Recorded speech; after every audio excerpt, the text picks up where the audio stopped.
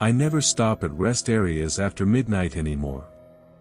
This happened in October of 2023 while I was driving from Ohio to Tennessee. It was around 1:30 a.m. The highway was completely empty. No headlights behind me. No cars ahead. After nearly 6 hours of driving, I decided to pull into a rest stop. The place looked normal enough. A few vending machines. A bathroom building. 3 parked vehicles. And 1 security camera mounted above the entrance. I got out, stretched my legs, and walked toward the bathroom. That's when I noticed something strange. The security camera wasn't pointed at the parking lot. It was pointed directly at the woods. Not moving. Just staring into the trees. I remember thinking it was weird. But I went inside anyway. The bathroom was empty. No sounds. No footsteps. Nothing. When I came back outside, one of the parked vehicles was gone. Just gone. I hadn't heard it leave. The parking lot was silent. I started walking back to my truck when I noticed a piece of paper tucked under my windshield wiper. It simply said, "You should have stayed inside." No name. No explanation. Nothing. I looked around. Nobody. The remaining vehicles were empty. I got in my truck and left immediately. About 10 minutes later, I checked my mirrors. A black SUV was behind me. No headlights. Just keeping pace. I sped up. It sped up. I changed lanes. It changed lanes. That continued for nearly 20 miles. Then suddenly, it took an exit. I never saw it again. The next morning I called Highway Patrol. They told me that same rest stop had been linked to multiple reports of people finding threatening notes on their vehicles. No suspects were ever identified. To this day, I still wonder who put that note on my truck. And why they wanted me to stay inside.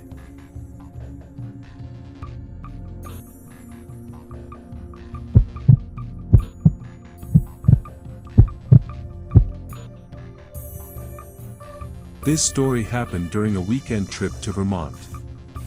I rented a small Airbnb outside a town called Bar. The listing looked perfect. Quiet. Private. Great reviews. The owner said I'd have the entire house to myself. I arrived around sunset. Everything seemed normal. Until I noticed the basement door. It had 3 locks on it. Not 1. 3. The host had left a welcome note saying, "Basement storage. Please do not enter." Fair enough. I had no reason to go down there. That night around 2 a.m., I woke up to a loud metallic sound. Like a chain dragging across concrete. It came from downstairs. I sat up. Listened. Silence. Then. Another scrape. Longer this time. I grabbed my phone and walked into the hallway. The basement door was slightly open. Just a few inches. I knew for a fact it had been closed earlier. My first thought was that I'd forgotten to shut it. Then I noticed something. One of the locks was hanging open. Slowly swinging back and forth. I packed my things immediately. As I was leaving, curiosity got the better of me. I looked down the basement stairs. There was a single light bulb hanging from the ceiling. And beneath it, a folding chair. Facing the stairs. Like someone had been sitting there. Watching the doorway. I left and checked into a hotel. The next day I contacted the owner. He replied only once.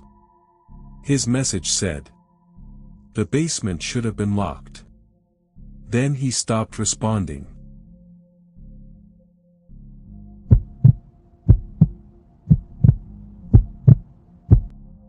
In 2022, I lived alone in a small town in Pennsylvania. Across from my house was an older man everyone called Mr. Harper. Every morning around 6:45 a.m., he'd sit on his porch drinking coffee. Every day. Without fail. One winter morning I waved at him. He smiled and waved back. Normal. The next day he did the same thing. And the day after that too. Then on the fourth day, police cars appeared outside his house. An ambulance arrived shortly after. I asked one of the officers what happened. He told me Mr. Harper had passed away. Heart attack. 3 days earlier. I laughed. I actually laughed. Because I'd seen him. Every morning. The officer looked confused. Then he asked, "Are you sure it was him?" I said yes. Absolutely. The officer glanced toward the porch. Then his face changed. Because sitting beside the front door was a coffee mug. Fresh steam rising from it. The house had been locked since the day Mr. Harper died. No one had entered.